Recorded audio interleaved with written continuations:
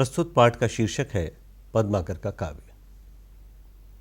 इस पाठ के अध्ययन के बाद आप पद्माकर की कविता की विशेषताओं से परिचित हो सकेंगे। रीतिबद्ध काव्य शाखा में पद्माकर का क्या स्थान है यह जान सकेंगे। रस, अलंकार आदि के चित्रण से परिचित हो सकेंगे और पद्माकर की भाषा, शैली और बिंबात्मक प्रतिभा को जान सकेंगे। कवि पद्माकर का संबंध रीतिबद्ध काव्य शाखा से है। उन्होंने परंपरा से चली आ रही काव्यांगों के लक्षण एवं उदाहरण की परिपाटी का ही अनुपालन अपनी रचनाओं में भी किया है। इस परिपाटी के अंतर्गत रस, अलंकार और श्रृंगार इत्यादि काव्य रूपों का विवेचन, विश्लेषण किया जाता है। पद्माकर के काव्य में इनका विशद चित्रण हुआ है। इस चित्रण प्रक्रिया में पद्माकर ने अपनी प्रतिभा और अपनी अद्भुत क्षमता का प्रमाण दिया है और हिंदी साहित्य के इतिहास में अपना विशिष्ट स्थान बना लिया है। पद्माकर का पूरा नाम पद्माकर भट्ट था। इनके पूर्वजों का संबंध तेलंगाना प्रदेश से था। हिंदी साहित्य के इतिहास लेखकों ने जहाँ कहीं भी इनका उल्लेख किया है वहाँ उन्हें तेलंग ब्राह्मण कहा है। मिश्र बंधुओं और शुक्ल जी ने भी इनका जन्म स्थान बांदा बताया है। पद्माकर की एक कविता में उनका परिचय इस रूप में मिलता है। भट्ट तेलंगाने को बुंदेलखंड बासी कवि, सुजस प्रकाशी पद्माकर सुजामा हों, जोरत कबित्त छंद छप्पय अनेक भांति, संस्कृत प्राकृत पढ़ो जो गुणग्रामा हों, हय रथ पालकी गयंद गृह ग्राम चारु, आखर लगाए लेत लाखन की सामा हो, मेरे जान मेरे तुम कान हो जगत सिंह, मेरे जान तेरो वह विप्रमय सुदामा हो। बिहारी के बाद रीतिकाल के सबसे लोकप्रिय कवि के रूप में पद्माकर को ही जाना जाता है। आचार्य रामचंद्र शुक्ल ने लिखा है कि रीतिकाल के कवियों में सहृदय समाज इन्हें बहुत श्रेष्ठ स्थान देता आया है। ऐसा सर्वप्रिय कवि इस काल के भीतर बिहारी को छोड़कर दूसरा नहीं हुआ है। अंतिम दौर के रीतिबद्ध काव्य परंपरा के कवियों में इनका स्थान सबसे ऊंचा है। ये रीतिकाल के अंतिम कवियों में से थे। इस काल के अंतिम दौर के कवियों में जितनी प्रसिद्धि इन्हें मिली उतनी इनके पश्चात किसी को भी नहीं मिली। इसीलिए जहां रामस्वरूप चतुर्वेदी ने इनकी प्रशंसा करते हुए लिखा, भिखारीदास यदि रीतिकाल के अंतिम कवि हैं तो पद्माकर अंतिम प्रसिद्ध कवि। शुक्ल जी लिखते हैं, रीतिकाल की कविता इनकी और प्रताप सिंह की वाणी द्वारा अपने पूर्ण उत्कर्ष पर पहुंचकर फिर ह्रासोन्मुख हुई। अतः जिस प्रकार ये अपनी परंपरा के परमोत्कृष्ट कवि हैं, उसी प्रकार प्रसिद्धि में अंतिम भी हैं। देश भर में इनका नाम जैसा गूंजा वैसा फिर आगे चलकर किसी और कवि का नहीं। आचार्य विश्वनाथ प्रसाद मिश्र ने हिंदी साहित्य का अतीत में काशी नागरी प्रचारणी सभा की खोज के आधार पर इनकी 11 कृतियों का उल्लेख किया है।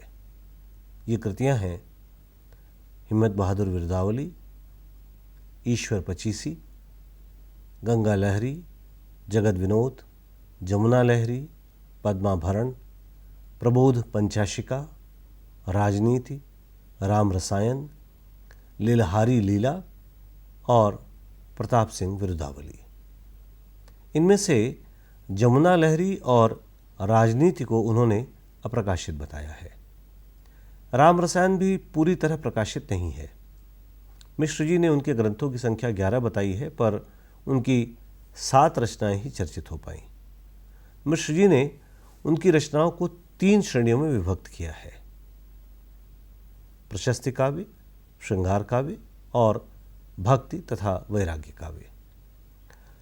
पहली श्रेणी के अंतर्गत वे काव्य हैं जो आश्रयदाता की प्रशंसा में लिखे गए।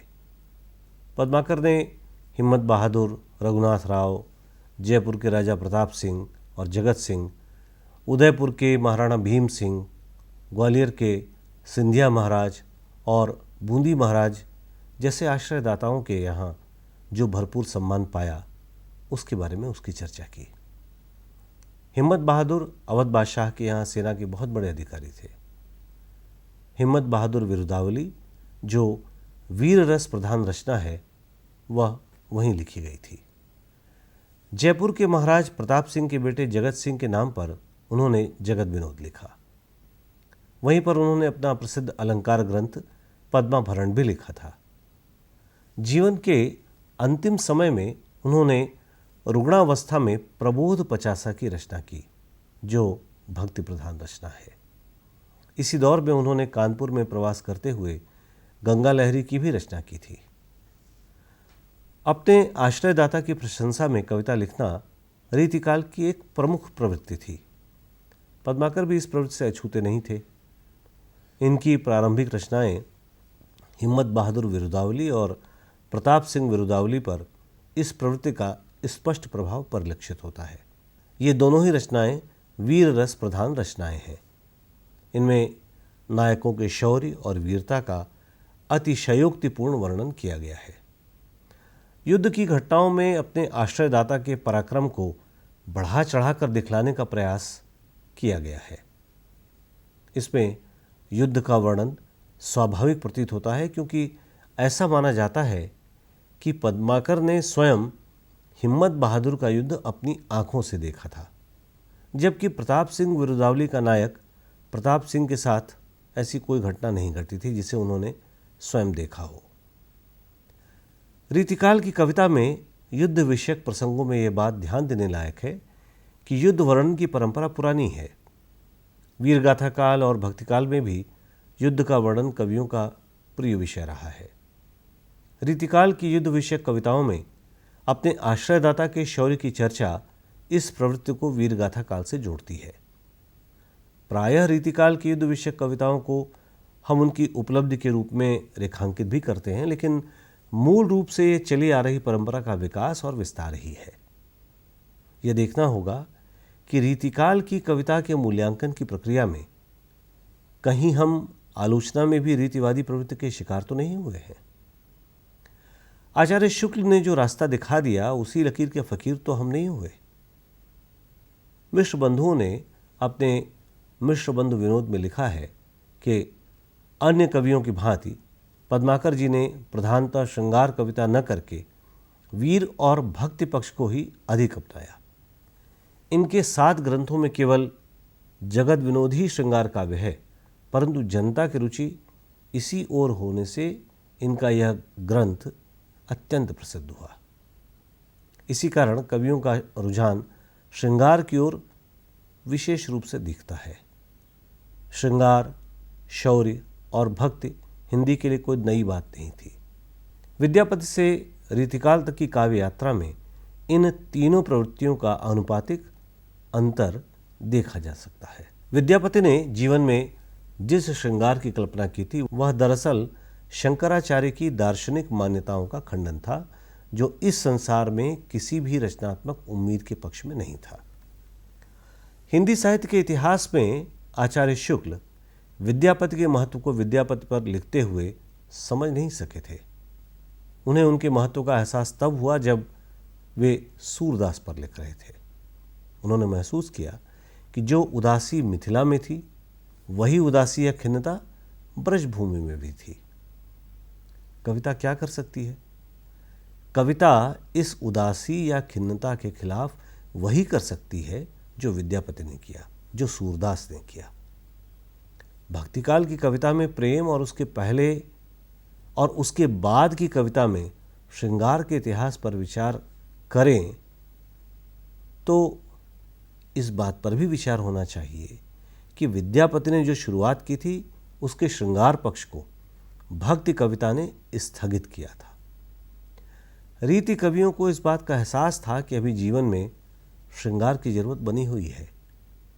जनता की रुचियों का इतिहास तो हमारे पास उपलब्ध नहीं है, लेकिन उनकी स्थिति का इतिहास अर्थात अपने देश का राजनीतिक इतिहास हमारे पास मौजूद है।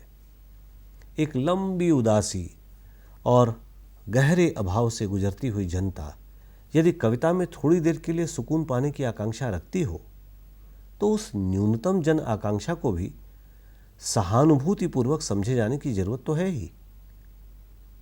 रीतिकाल के कवियों को देश और राजनीति की खबर नहीं थी, ऐसा मानने की जरूरत भी नहीं है। जहांगीर पर केशवदास ने प्रबंध काव्य लिखा था और पद्माकर ने राजनीति नाम से ही किताब लिखी थी।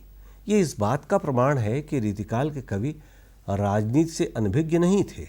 विद्यापति की कविता में सिर्फ श्रृंगार ही नहीं था, बल्कि उनके यहाँ एक स्पष्ट राजनीतिक चेतना भी थी, और विद्यापति की बहुत सारी कविताएं इसका प्रमाण हैं। कविता में श्रृंगार और राजनीति एक दूसरे के विरोधी नहीं है, यह हमें विद्यापति के यहाँ साफ दिखाई पड़ता है। ठीक उसी तरह पद्माकर के यहाँ भी श्रृंगार है तो स्पष्ट राजनीतिक चेतना भी है। उनकी एक कविता की कुछ पंक्तियां देखिए। मीनागढ़ बंबई सुमंद मंदराज बंग, बंदर को बंद कर बंदर बसाओगे, कहे पद्माकर कसक कश्मीर हूँ को, पिंजर सो घेरी के कलिंजर छुड़ाओगे, बाका नृप दौलत अलीजा महाराज कभो, साज दल पकड़ फिरंगिन भगाओगे, दिल्ली दह पट्टी पटना हूँ को झपट करी, कबहूँ लत्ता कलकत्ता की उड़ाओगे। पद्माकर रीतिकाल के अंतिम कवि थे और ब्रिटिश साम्राज्यवाद की वे सिर्फ आहट को ही नहीं पहचान रहे थे, बल्कि ये भी देख रहे थे कि किस तरह भारत बहुत तेजी से गुलामी की बेड़ियों में जकड़ रहा है। ये कविता उन्होंने सिंधिया महाराज को चिट्ठी के रूप में लिखी थी। प्रोफेसर मैनेजर पांडे ने इस कविता को ललकार वाली कविता माना है। ऐसी परिस्थिति में कविता ललकार ही सकती है। पद्माकर की युद्ध संबंधी और वीर रस प्रधान कविताओं पर विचार करें तो एक बात स्पष्ट है कि भारतीय सामंतवाद जिस तरह आपस में लड़ते भिड़ते हुए नष्ट हो रहा था, उसका लेखा जोखा भी वीर गाथा काल की कविता में शुरू होकर रीतिकाल की कविता तक मिलता है।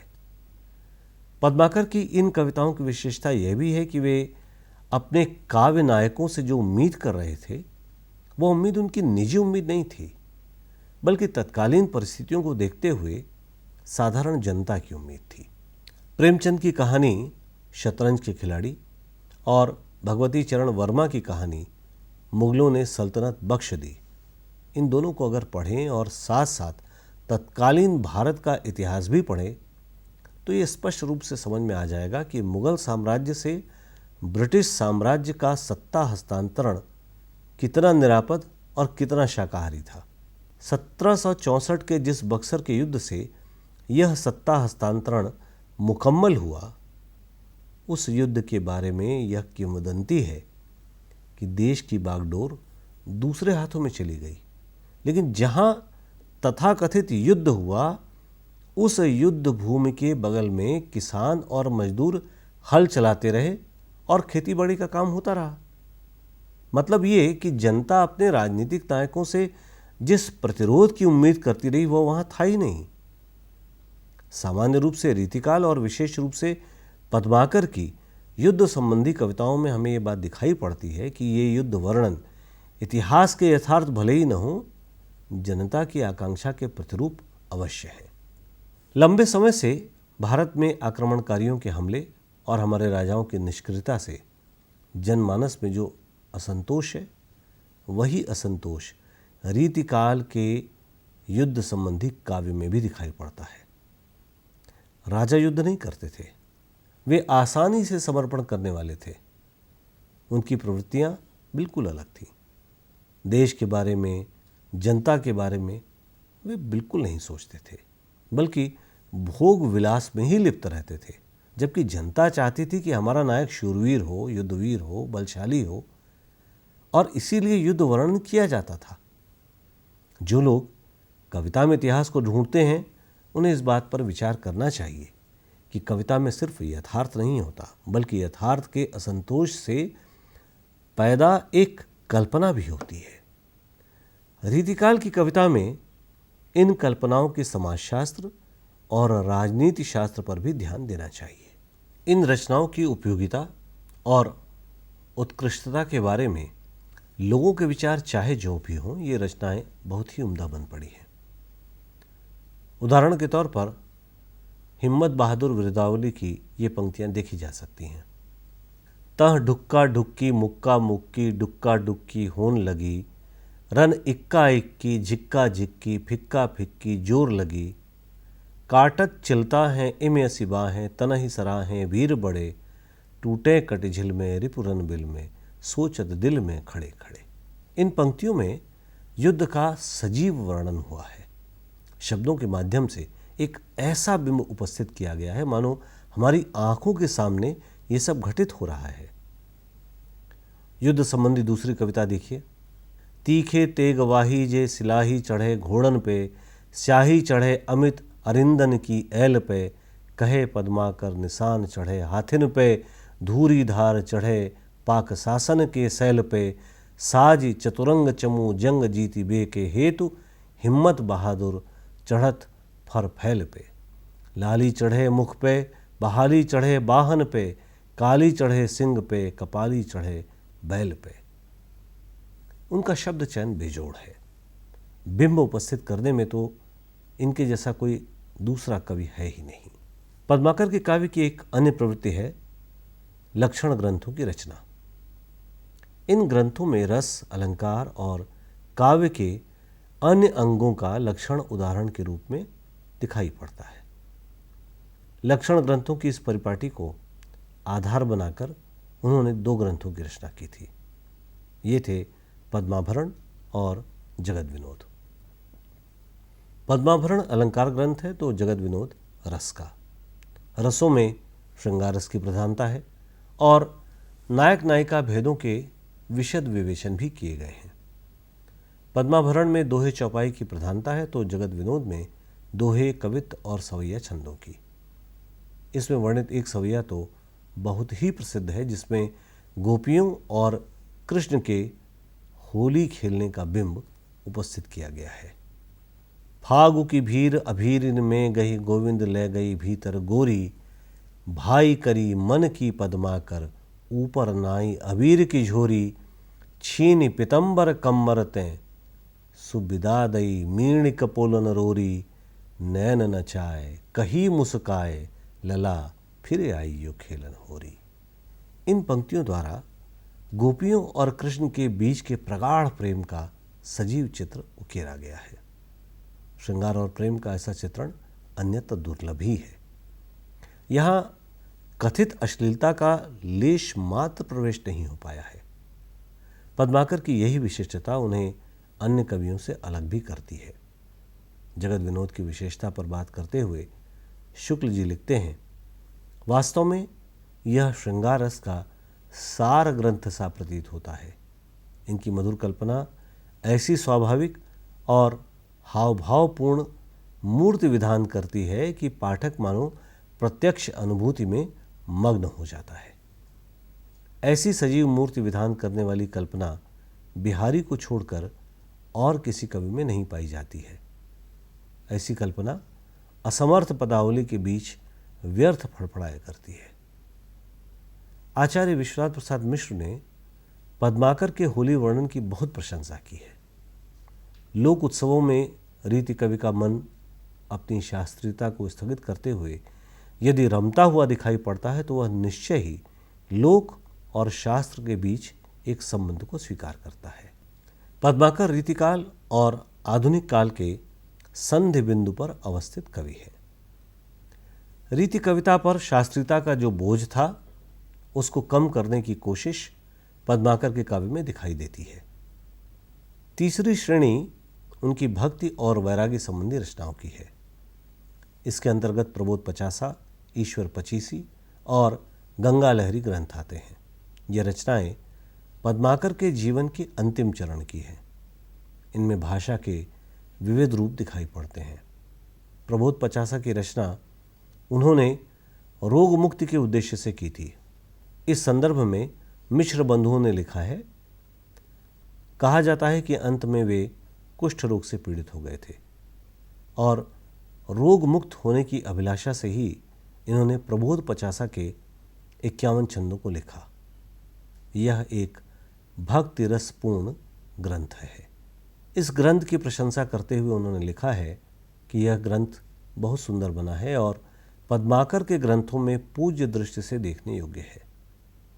इसके छंदों से निर्वेद टपकता है और लगता है कि संसार के अनुभवी और उससे उकताए हुए किसी वृद्ध जन ने इसे बनाया है। वहीं कली 25 में कलयुग का वर्णन है। इसमें दुख, शोक एवं रोग से पीड़ित जीवन का चित्रण किया गया है। ये रचनाएं तुलसीदास की कवितावली और हनुमान बाहु की याद दिलाती हैं। जीवन के लगभग अंतिम चरण में जीवन की निस्सारता का बोध उनकी इन पंक्तियों में दिखाई पड़ता है। आस बस डोलत सुया को बिस्वाल कहा, सांस बस बोले मल मांस ही को गोला है। कहे पद्माकर बिकहर छन भंगुरिया, पानी को सो फेन जैसे फलक फफोला है। करम करोरा पंच तत्वन बटोरा फेरी, ठोर ठोर जोला फेरी ठोर ठोर पोला है। छोड़ हरे नाम नहीं पै है विश्राम, अरे निपट निकाम तन चाम ही को चोला है। गंगा लहरी इनकी अंतिम रचना मानी जाती है। इसमें गंगा के सौंदर्य का सुंदर चित्रण मिलता है। कहे पद्माकर सु धौरी धौरी दौरी आवे, चौरी चौरी चंचल सुचारु चेहवारिये। छहरे छबेली नई नई न्यारी न्यारी नित, लहरें निहारी प्यारी गंगारू तिहारिये। पद्माकर की काव्य भाषा पर विचार करते हुए आचार्य रामचंद्र शुक्ल ने उनकी भाषा में अनेक रूपता को रेखांकित किया है।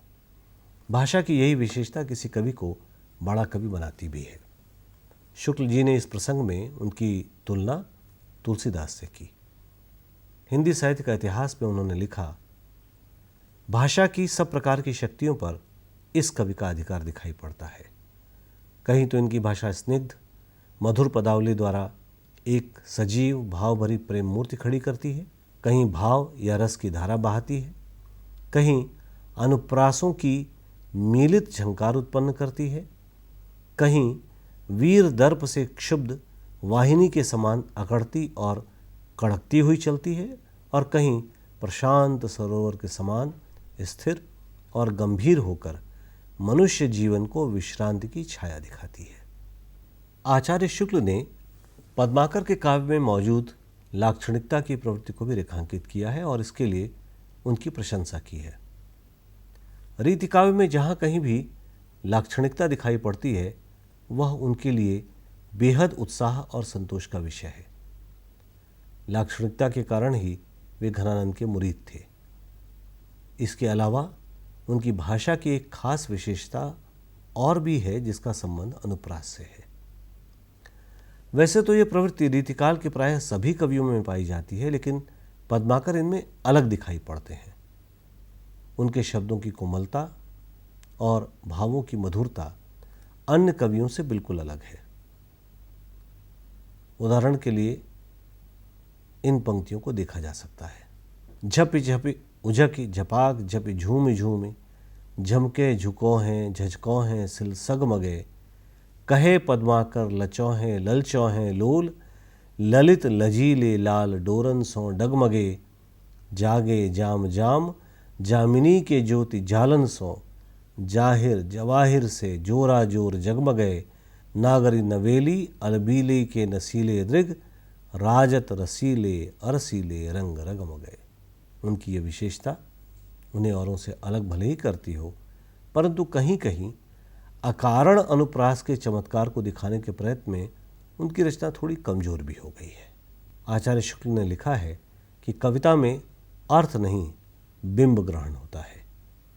बिंब निर्माण की एक क्षमता पद्माकर के काव्य की एक विशेष उपलब्धि है। इस संदर्भ में उनका यह पद द्रष्टव्य है। लाल लाल टेसु फूल रहे हैं विशाल संग, श्याम रंग भेंट मानो मस में मिलाए हैं।